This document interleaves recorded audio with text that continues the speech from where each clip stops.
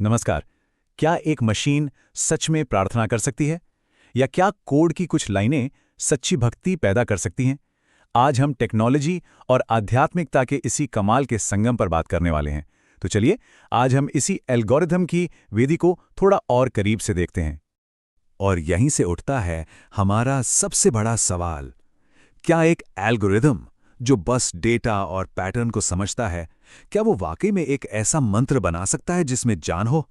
एक ऐसा मंत्र जो सीधा हमारे दिल को छू जाए? तो आखिर ये प्रयोग काम कैसे करता है?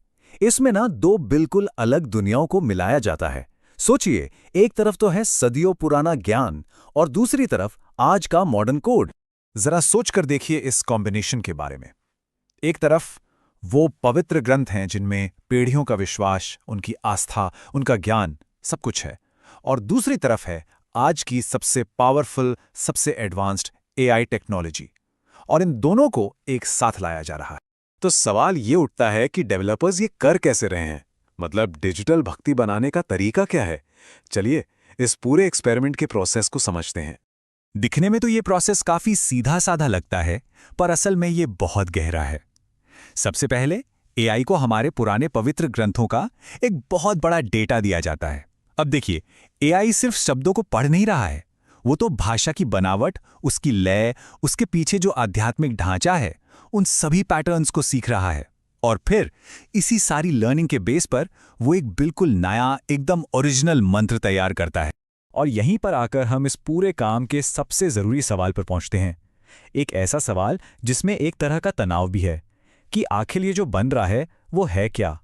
क्या ये सिर्फ डेटा का एक कलेक्शन है, या फिर इसमें सच में भक्ति का कोई अंश है? टेक्निकली देखें तो रिजल्ट तो कमाल का है, हैरान कर देने वाला। एआई जो मंत्र बना रहा है, उसकी बनावट, उसके शब्द, उसकी धुन, सब कुछ एकदम परफेक्ट होता है। मतलब सुनने में वो बिल्कुल एक असली मंत्र जैसा ही लगता है। लेकिन यहीं पर असली और सबसे बड़ा सवाल खड़ा होता है। ये जो रचना है, जो टेक्निकली इतनी परफेक्ट है, क्या इसके पीछे कोई सच्ची प्रेरणा भी है? या फिर ये सिर्फ शब्दों का एक बहुत ही चालाकी से खेला गया खेल है, जिसमें से वो भक्ति वाली, वो इंसानी भावना गायब है? तो अब इस रिजल्ट को समझा कैसे जाए? देखिए, हमारे पास इसे देखने के दो नजरिए हो सकते हैं।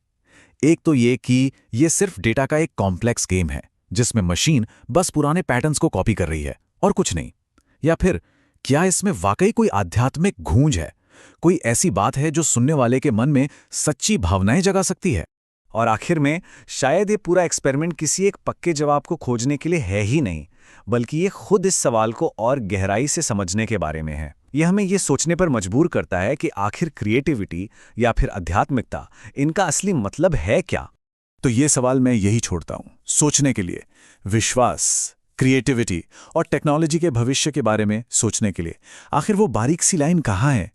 वो कौन सी जगह है जहां डेटा खत्म होता है और सच्ची भक्ति की शुरुआत होती है?